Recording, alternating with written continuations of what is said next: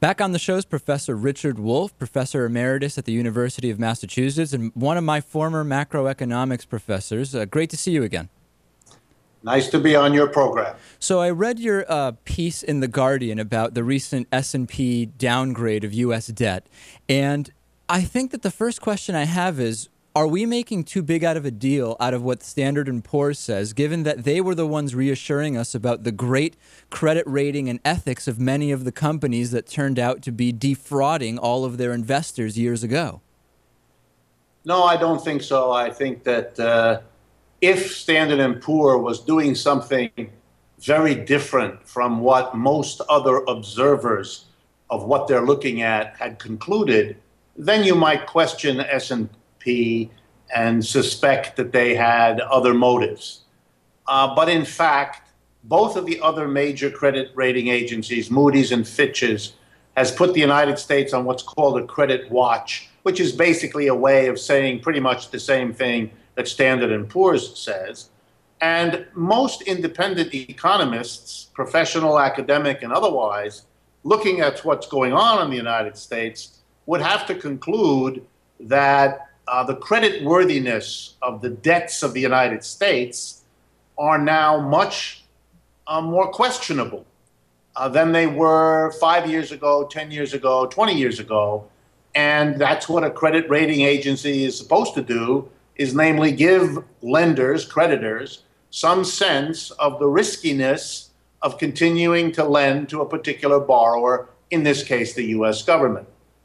Now, when we look 5 years back, there have been many Republicans that during the debt deal debate were pointing to the debt and the deficit as some fault of Barack Obama, when in fact many of them had voted over the last 5 years for many of the bills that actually created the so-called debt crisis that they were now presumably addressing. Now we're also hearing many Republicans blame this downgrade of the debt on that just flat-out deficit number that there is. Do you believe that that's an actual reason for the debt downgrade? I didn't see any of that in the report by Standard & Poor's. Admittedly, I only glanced through it. No, I didn't see it. In fact, the only time that the Standard & Poor report on page 4, if you're interested in going, the only time that the report singles out a particular political party, I mean, it mentions Republicans and Democrats a few times, but the one time it has something to say about a particular party, it's pretty harsh on the Republicans, blaming them for refusing to look at the revenue side. The government is borrowing for a simple reason. It is not taking in taxes enough money to pay for all the programs that it undertakes. And therefore, it's making up the difference, getting the money that it needs for its programs that it doesn't tax by borrowing. And so it is simply a strange thing to say we need to deal with the government's budget problems, but only look at the expenditure side, not the revenue side. It's very normal for a creditor to be as interested in solving the problem by raising revenue as it is by cutting expenditures. But let me address the bigger question you asked. Starting with George Bush, we have been running deficits. And starting in the 2007-2008 period, the deficits have zoomed off the charts. Why? 3 reasons for this, really basic 3 reasons. Early in George Bush's term, shortly after 2000, he, with the support of many Democrats, cut taxes on corporations and the rich. Taxes that had been cut already in the 1970s were cut again, big time. And if you cut the taxes on corporations and the rich, it means you bring in less tax money to Washington. No rocket science there. The second of the 3 phenomena that have to be understood was the decision around the same time to conduct a war on terror around the world. To the cheers of our Homeland Security constituents, Republicans and Democrats alike voted huge amounts of money, trillions of dollars, for wars in Iraq, Afghanistan, Pakistan, and now even Libya. Those wars are enormous increases in government spending, decided on and pursued at about the same time that you cut the revenue coming into the government by lowering taxes on corporations and the rich. The third thing that happened was the economic collapse of our private capitalist system in 2007 and 2008. Republicans and Democrats fell all over each other to pour trillions of dollars in 2008, 9, 10, and continuing into the hands of banks, insurance companies, large corporations to stimulate, their word, the economy out of its crisis. Another huge outlay. So there we have it. Cutback of revenues with the tax cuts on corporations and the rich. Explosion of spending, basically on war and on bailing out a failed economic system. That's why our budget is busted now.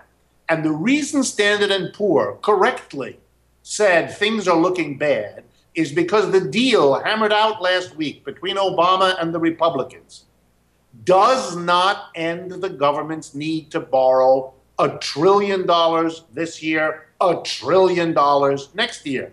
They didn't change that situation. So the debts of the United States, over $14 trillion now, will actually go up this year and next year and the year after and beyond that, based on the deal they arrived at. So if the debt was already a problem now, Standard & Poor is basically saying that debt problem is getting worse, and therefore there's a risk to anyone who lends to the government.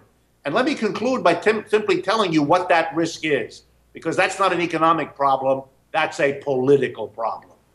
As a government increases its borrowing, it means that it has sooner or later to pay the higher interest cost that you have to pay if you keep borrowing more. It's what happens if you borrow more on your credit card. It's what happens if you borrow more on your home mortgage and so on. If the United States government continues to borrow, as it will, the interest cost will rise.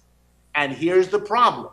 The government will have to take more and more of the taxes we all pay to deliver them as interest payments to the creditors.